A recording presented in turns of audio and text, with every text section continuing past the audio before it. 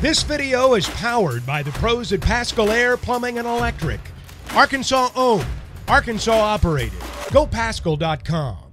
Coach, it looks like you nailed it in the preseason when you said T-Mark was an underrated offensive player. But I remember you saying maybe he had a bit of an adjustment period, maybe scheme-wise, defensively. Just curious what you've seen from him on that end of the floor. I imagine he's going to draw some tough assignments in league play. Yeah, I think T-Mark's done he's improving with some of our schemes and techniques. Obviously, last year playing at the University of Houston, Coach Sampson does an incredible job of demanding defense. They've always been historically one of the best defensive teams, and obviously with T-Mark, the minutes he played, 25 plus minutes a night and starting every game. Certainly he's got the ability to be a high-level defender. He's proven that. He has a high track record of being an excellent defender, and I think he's done, what we thought he would do of late, defending. And he's certainly been rebounding the ball much better as well. And then I think he's had his best cutting games the last two games. I thought he's done a much better job offensively moving without the ball, especially as teams try to limit his catches. He's been great at backdoor cut and cutting when the defense loads up on him at times when he's off the ball. And looking at Auburn, I think they're maybe one of just 5 or 6 teams that rank inside the top 20 in offensive and defensive efficiency. Just what have you made of their season so far and the challenges they pose? Well, certainly, in the 4.5 years that I've been in the SEC, Coach Pearl's done an incredible job. They understand who they are. They have just much like Wilmington that we just played. I mean, when they sub, they get better at times and they get better at certain positions, you could argue. But they bring Cartwell in, for Broome, center for center. They bring Katie Johnson in at that off guard spot for Denver Jones. They bring number 10 in at the small forward for Chris Moore. They bring Donaldson in for Holloway at the one. So they bring in a true point, a true off guard, a true small forward, true power forward, and a true center. And so, you're getting a steady diet of guys playing their natural position. There's not a lot of real big lineup or not a lot maybe of small ball. It's true positional, position for position when they sub and their bench points, are phenomenal. Bob. Hey, Eric, we got to get you some Packers gear to wear. Anything that's free. Okay. Hey, I hope KB's ankle's okay. Just wondering, has he been practicing? How's he doing? Yeah, so he did not practice on Monday. We did go 2 practices yesterday. We went 2 practices today, although the format was a little bit different today than what it was yesterday and what it was last week. He did go through both practices, yesterday and today. So I assume he's okay if he practiced. And kind of what have you made of his season? He's obviously had some great games. He's had a couple of subpar ones, but he doesn't seem to be a guy that loses confidence. Just kind of what have you made of his season? What are you expecting from him in SEC play? Yeah, I mean, I think KB's an explosive offensive player. He can really get streaky hot. Want him to continue to have consistency from a defensive standpoint. Offensively, high energy guy, incredible confidence. Obviously, we run plays for him when he is in the game. Can go get his own shot off the bounce. Has great elevation on his jump shot. So I think that he's, the one thing is just consistency. I mean, he's had some games where it just lights out and the defense has no answer for him. And then there's been some other games of some 2 for 10 nights that I think all offensive players that are explosive scorers, they go through those nights as well. So, but we've been really happy with him as an offensive threat. He's got deep 3-point range, and then his free throws attempt numbers are as good as anyone in the country, and he's able to do that through isolations. He's able to do that through broken plays, and he's able to do that in late shot clock situations. And then Devo, we obviously talked about him the other day having such a good game. He's a guy that's played as many SEC games as probably anybody the last 4 years or 3 years, going into his fourth year. How valuable is Devo's, not just his experience, but the SEC experience, and what kind of leadership does he provide for a lot of these guys who haven't played SEC games yet, even if they're experienced college players, they haven't experienced the SEC? Well, certainly that's a big concern when you play Auburn, when you look at their roster and you sit there and you understand that Jalen Williams has been a part of Auburn's success for more than 1 year, and he's played in Bud Walton. And you look at KD Johnson, he's played in this building. He understands what it's like to play in this league. I'm sure Auburn has aspirations to be a Final Four team. I'm sure they have aspirations to win the SEC. They're a top 25 team with experience. Johnny Broome was one of the best centers in the league last year, so he's got great experience in this league. So they have a lot of guys that are going to play major minutes for them, that understand what it's like to play in the SEC, and we have some guys as well and you mentioned, Devo Davis has a lot of experience in SEC play, and certainly a guy like Jalen Graham has a year under his belt, and T. Brazil's got a couple years of playing in this league. So Kai Mitchell. So we have some guys as well that hopefully can shed some light to our new guys about the importance, how every game is tight, how every game is a hard-fought contest. So certainly that all becomes factors. You talked the other day about Devo always seems to pick up his game this time of year. Maybe he did it a game earlier. I mean, do you get a sense he's kind of ready to really ratchet it up? Yeah, I think Devo's a guy that, coming off of his best game. He's an explosive defender because he can guard so many different positions offensively. I think Keon really has helped Devo get good open looks. I mean, you look at the 3-point shots that Devo made last game. A lot of them were coming off Keon Minifield, draw defender, spit it out. Devo feet set threes. I think that has helped. Devontae is and last year you look at Devo's 3-point shooting. I mean, he shot the ball as well as any guard, as well as any player from three in our league, and certainly feel like he's worked on that in the offseason. He's certainly now getting a little bit different looks maybe than he was during those first few segments when he was, playing some point, had the ball in his hands a lot. Now you're shooting 3-point shots off the bounce rather than maybe catch and shoots. And I think Devo can get to the basket even more than what he has shown. I think that's a part of his game that we want to have continue to evolve as well, because he's so sneaky off the bounce, and he's got good explosiveness around the rim. So that's an area that we want to continue to see him get better at, or utilize it more than maybe what he has thus far. Yeah, I had a question they wanted me to ask. Maybe Mike could call on me at the end for a Nate question. Thanks. Jackson. Personally, I love the hoodie, Eric. I just want to get that out there. But you kind of touched into my question there, just Keon's presence, not just Devo, but Tremont and KB. How much does it help them maybe being able to play off the ball a little bit more, spend some time as spot up shooters, and not have to, all kind of focus a little less on organizing the offense? Yeah, I mean, Keon's got, true point guard mentality. He's not a combo guard. He's a player that really understands how to get people in the right spots. He's got creativeness off the bounce. He's got shiftiness.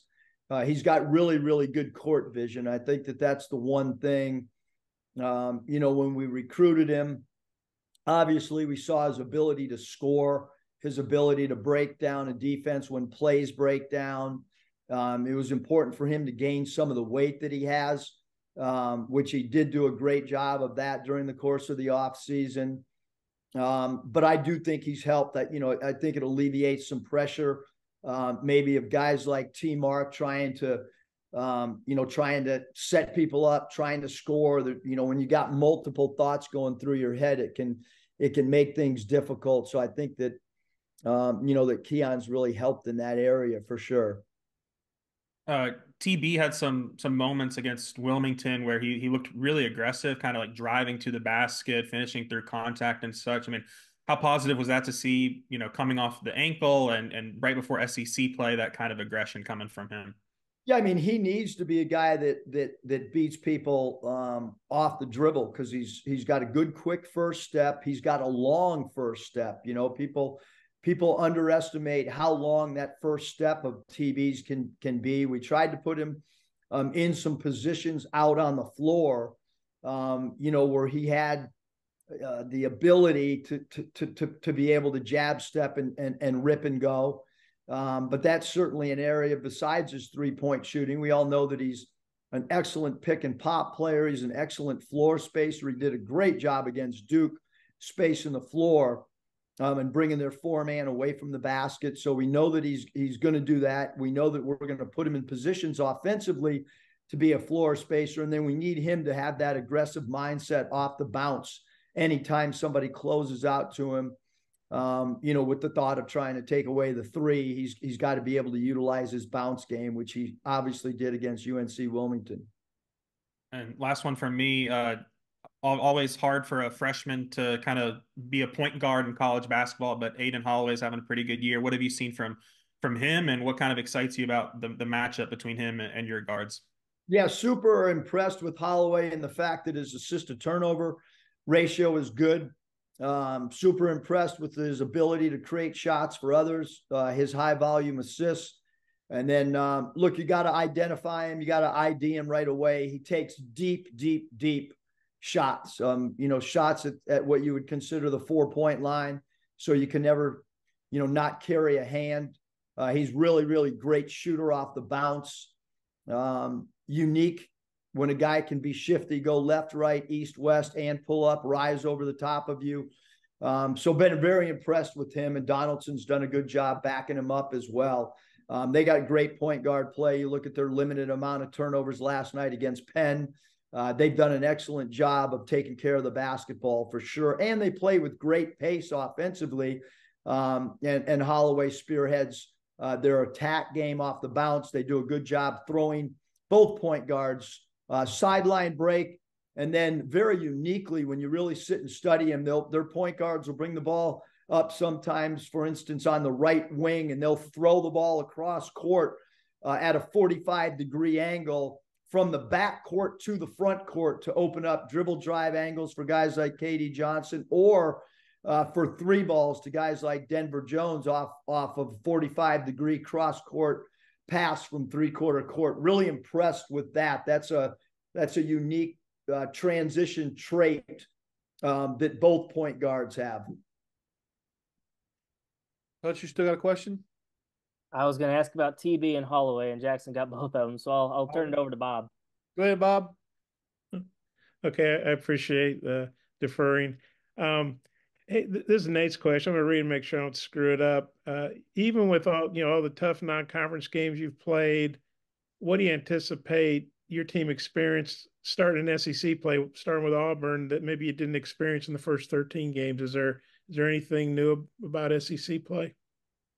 Yeah, I mean, I think our league, for all of us, I don't think, Alabama's played a really tough schedule. Auburn's played a difficult schedule. We feel like we've experienced a lot of different things through non-conference. But when you get to the SEC, it doesn't matter if it's this year or 4 years ago. You're talking about great length. You're talking about great athleticism. And for the most part in our league, you're talking about really good pace of play. You talk about great rebounding teams. Those are some of the traits that I've seen over the last 4.5 years with SEC play.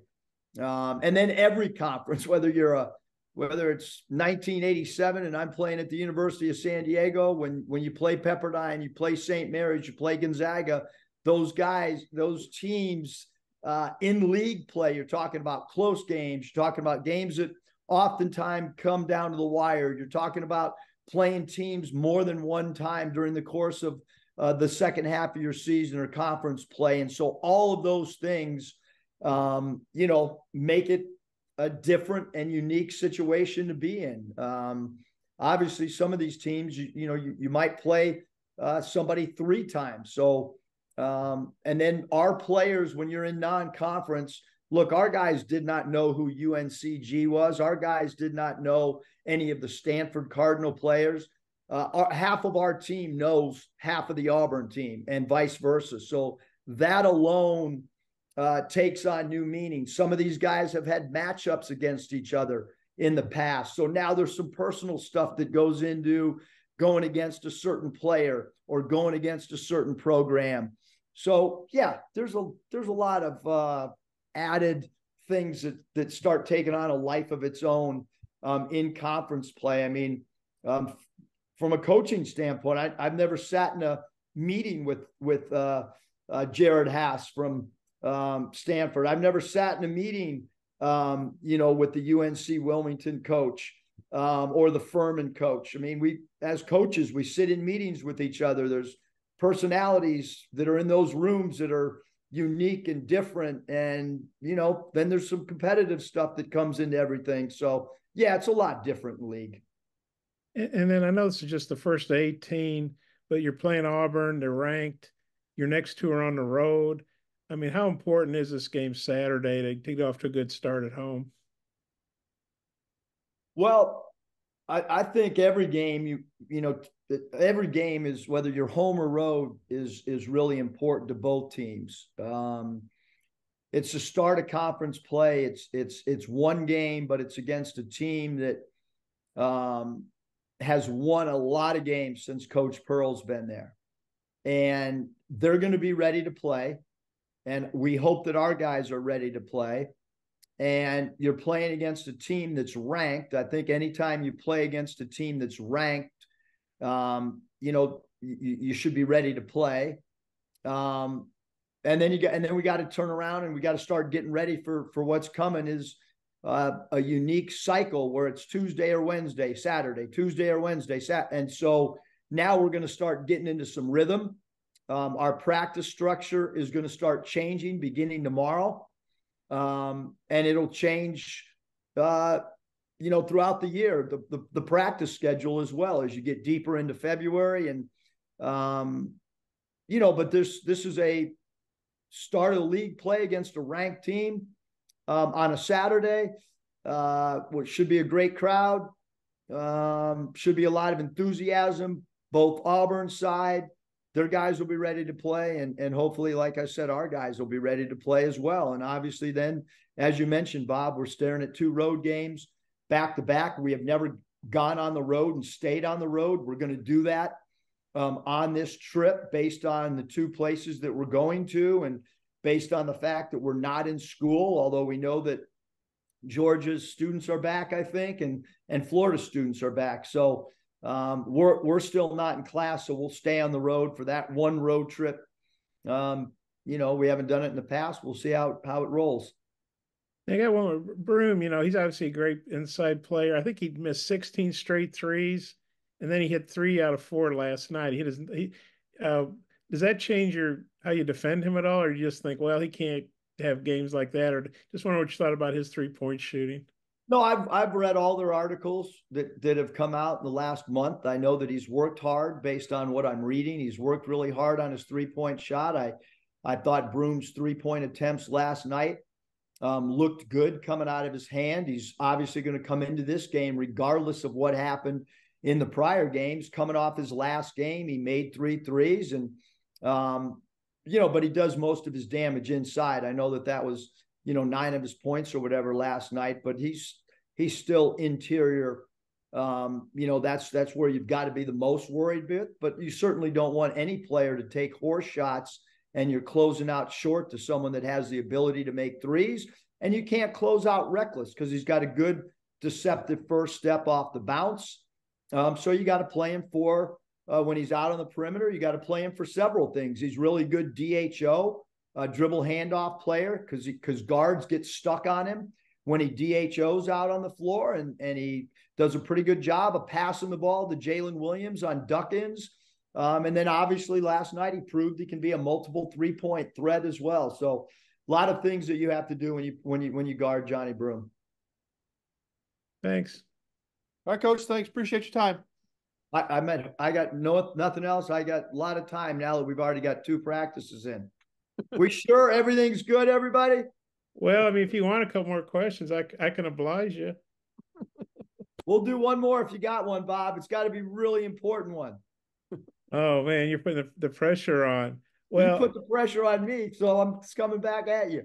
Okay, well, they're not a big 3-point shooting team, but they hit, I think, 10 They and were 19 last night in the first half.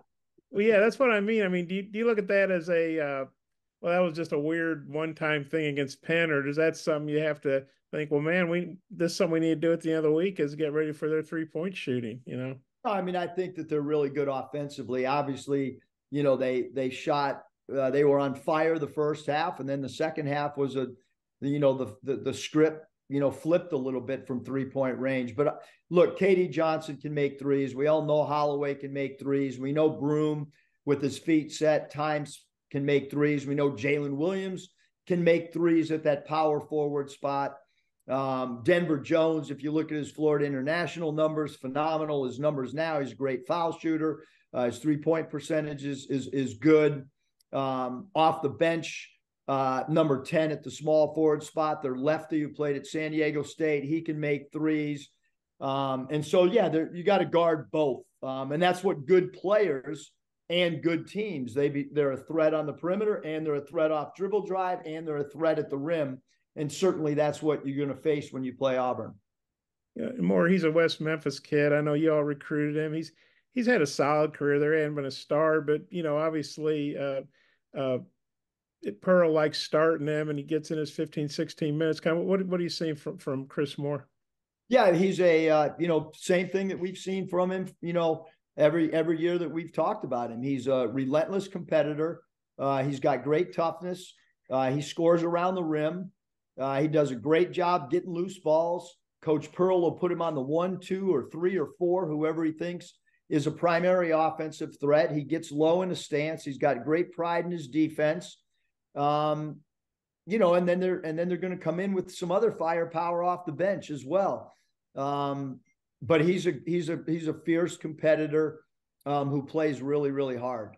BetOnline is your #1 source for all your betting needs. Get the latest odds, lines, and matchup reports for baseball, boxing, golf, and more. BetOnline continues to be the fastest and easiest way to place your wagers, including live betting and your favorite casino and card games available to play right from your phone. Head to the website or use your mobile device to sign up today and get in on the action. Remember to use our promo code BELIEVE, that's BLEAV, for your 50% welcome bonus on your first deposit. Bet online, where the game starts.